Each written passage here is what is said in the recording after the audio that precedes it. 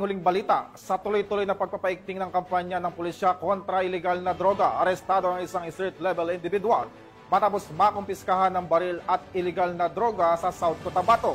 Alamin ang detalye ng report mula kay Patroluan Braylin Jean Cabonillas.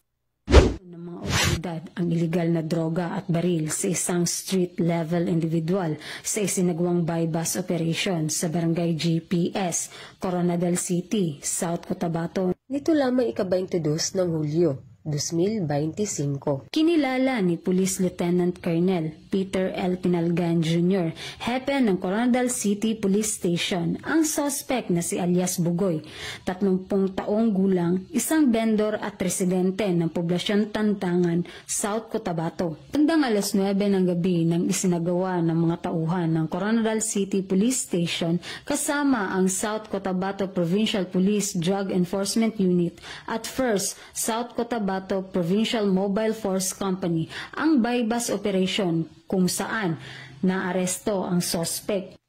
Nakuha sa kanyang pag-iingat ang 3 sachet na hinihinalang shabu na may timbang na mahigit kumulang 3 gramo at nagkakahalaga ng 20,400 at isang pistol na may kasamang isang bala. Nasa kustodiya na ng Coronadal City Police Station ang suspect at mahaharap sa kasong paglabag sa RA 9165 at RA 10591. Patuloy ang pagpapaigting ng kapulisan sa kampanya kontra ilegal na droga at loose firearms. Mula dito sa Police Regional Office 12, ako po ang inyong PNN correspondent, Patrolwoman Braylin Jean Cabonillas, alagad ng batas, taga-taguyod ng Balitang Pulis.